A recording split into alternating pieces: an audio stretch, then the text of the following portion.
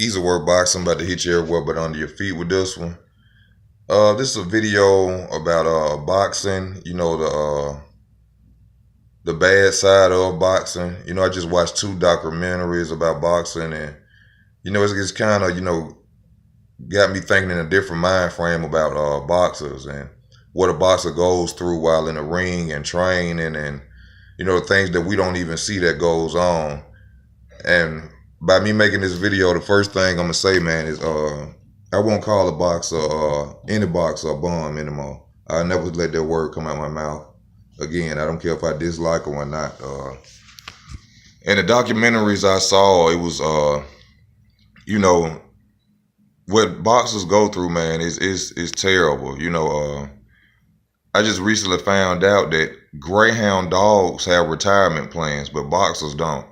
So, that should right there alone let you know how bad this sport is and how the fighters end up with nothing. And this is a life and death sport. These men go out there training, staying away from their families, their loved ones, their wife, their kids have to sit there and watch them, probably get knocked out, have brain damage, won't be able to be the same person anymore, and they don't even have any type of insurance for them. And half of the time they getting swindled out their money. You got a trainer, you got a promoter, you know what I'm saying? The venue's getting paid off your back. And at the end of the day, you leave with nothing. You don't have a pot to piss in or one to throw it out. They don't take care of your medical bills, anything like that. And, I was just watching, these two brothers, their name was Moria. Back in the day, they were fighters. One was at middleweight, I think, and one was at welterweight. And these two guys, both of them ended up getting injured in the ring. And right now, they're like in a home for like older people or people with disabilities, And I was just watching it, and it's sad. It's called Peddling in the Flesh, And I didn't know that Chris Bird was. I mean, not Chris Bird, but what's he say? Let's go, champ. Damn, I can't think of his name right now. Let's go, champ. Shannon Briggs. I didn't know Shannon Briggs was trained by Teddy Atlas in the beginning of his career. And what I was seeing was, the guy who was promoting Shannon Briggs in the first stages of his career, they showed the ins and outs of how they move a fighter up. I never knew that the promoter actually, well, I know that the promoter picks the opponents, but in the early stages of the career, like the first, second, third, fourth, fifth, that fight, they pay for the fighters to come out there. They pay for their hotel rooms, and they pay the fighters. And one of the guys who fought only got paid $650. And this was Shannon Briggs' fourth fight. He only got paid $500. $500. That's horrible, man. For these guys to go out there and they take the punishment that they take for that type of wages. And this what pisses me off. And I see Floyd Mayweather do this. Now, I'm not finna bring this video up on the bash Floyd or anything, because a lot of promoters are doing this shit. The guy who's promoting Shannon the Cannon Briggs said, when Shannon gets 10-0, we promised him a Range Rover. A fucking Range Rover. To me that bothered me, because, there ain't no guarantee he gonna make it to be 10-0, but, they were saying this motivation for him to fight good and get to the 10-0 so he could get the car.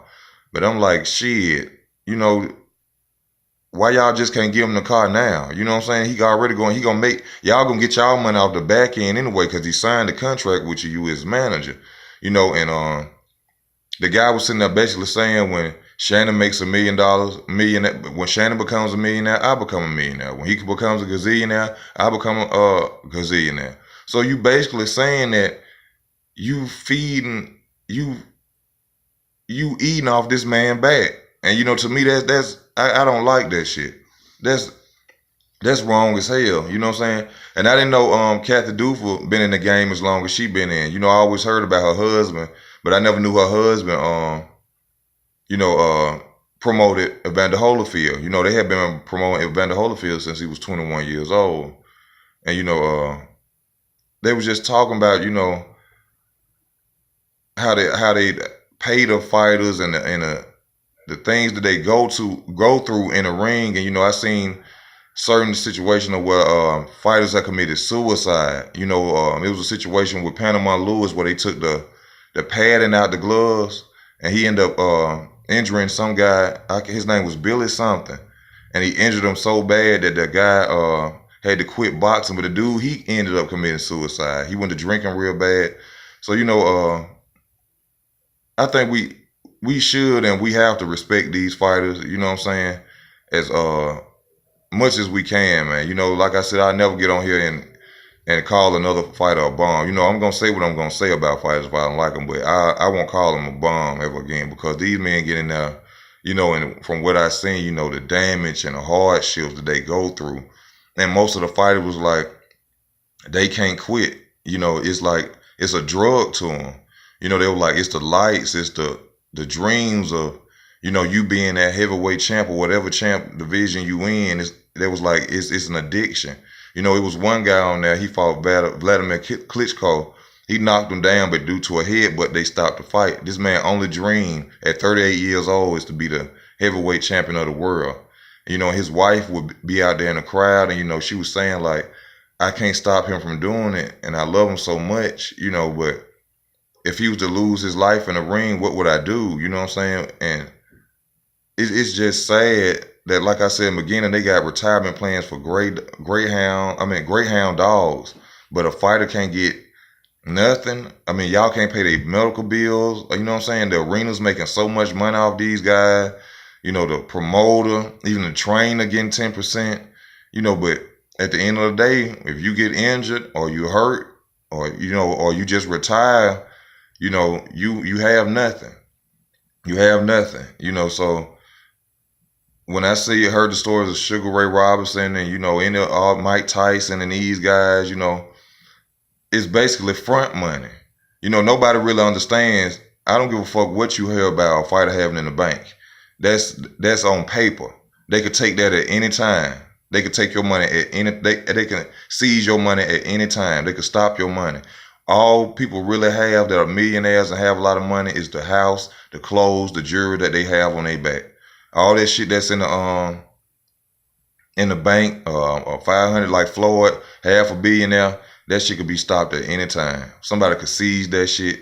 All you have is what you. That's why Floyd buys. I understand now why he buys the cars and the things like that and the jewelry, because that's like the guns and butter. Like for Baby Boy. That's like real estate. You know what I'm saying? Or just put away money. If something was to ever go wrong or if they ever go broke, Floyd could go get a Bugatti, sell it. You know what I'm saying? Or sell this Bugatti, sell this house. Or, you know what I'm saying? So now I see why these guys go out there. But a lot of people don't know that. Y'all think because these guys getting out there with these big cases of money and all, you don't know that's promotional money. They never show you close up and hold it up to the screen, because if you see it, half of that stuff be promotional money. They can't take money out the bank like that. It's just, I'm telling you, you probably think I don't know what I'm talking about, but I'm telling you, you can never go to a bank at any time and just pull out $1 million out the blue. You can't do that shit.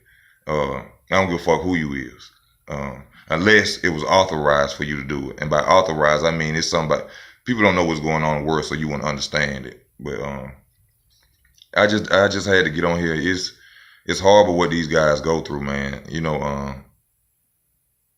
To get in there with the injuries and the family problems, and these people come from broken homes, the poorest neighborhoods on earth, and have to strive and struggle and become something, and the whole time they're getting played out of every dime they make.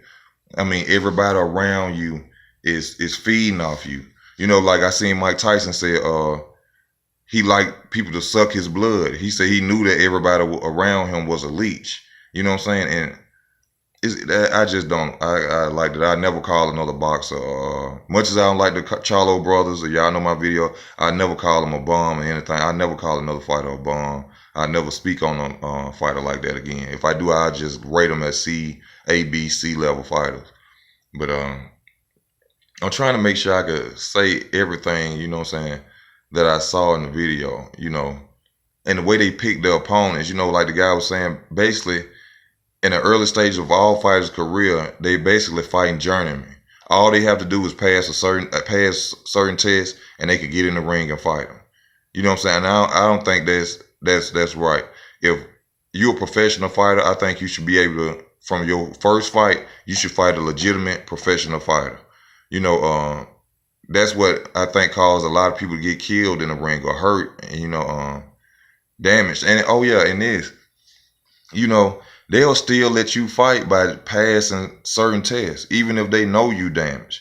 You know, money is a motherfucker. Greed is a motherfucker, man. Because I done seen, while I was watching the documentary, it was guys who had brain damage. You know, it wasn't enough to stop them from boxing, but they would still give them their license and allow them to fight. It was one guy said he was blind. I can't remember his name. He was a champion. Before he had to stop before he went and seen the doctor. He said the doctor told him he had been blind for 18 months.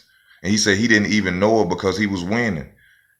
He said they say that shit is like a drug. Boxing is like a drug. They say it's an addiction. It's like a junkie trying to get that first high. It's like a basketball player trying to win that championship ring. You know, it's sad, you know. Out of all the sports, you know, all of them somebody getting paid off their back. But with a deadly sport like this, man, somebody got to step up and they got to create a union or something like that. If a dog can get a retirement plan and a man with kids and a family, he can go in the ring, get punched in the face, and everybody, arenas and promoters making millions of dollars off him, and can't nobody help him.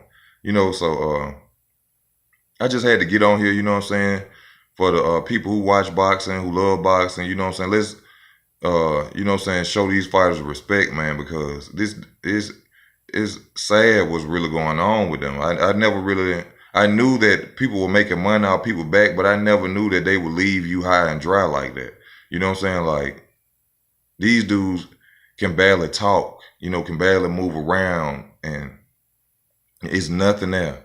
You know what I'm saying? No check coming in every month, nothing to take care of these people. You know what I'm saying? So, you know, I'm gonna be real careful about what I say about a fighter from now on. I just had to get on here and, you know, let people know, you know, about the situation of boxing. It's too dangerous for these guys not to be financially supported after they leave the ring. You know what I'm saying? And it's sad. That's why you see fighters like Roy Jones and Joe Louis, you know, who else done got in the ring? You know what I'm saying? Just getting back in the ring because they can't pay bills. You know what I'm saying? There's some ignorant motherfucker gonna say, well, they should have managed their money right. You know, that's easier said than done. You know, when you coming from nothing and you get something, you're gonna try to get everything you never had in your life. So don't say no shit like that. That's some stupid shit. Especially when you know these men coming from fucked up environments and were born poor, and they finally get some money in their hand. You know, you're gonna take care of everybody you can. You're gonna make sure everybody around you eating. And if you ain't doing that, you're a fucked up person. But I'm sure that's what be going on. That's why they call it an entourage. Them people ain't just with them, you know what I'm saying, just because they love them. Them people there to be taken care of, to be helped. And you know what I'm saying, like Mike said, they leeches. They sucking the blood out. But you feeding other people, families too, you know. So I just had to get on here and say that, you know, I never call another fighter a bum. I just rate them A, B, C level fighters, you know. And so, you know, I'm just, you know what I'm saying, let's just show these fighters respect. You know, thank you for your time. It's Easy Work Boxing. Thank you. Like, comment, and subscribe. Thank you.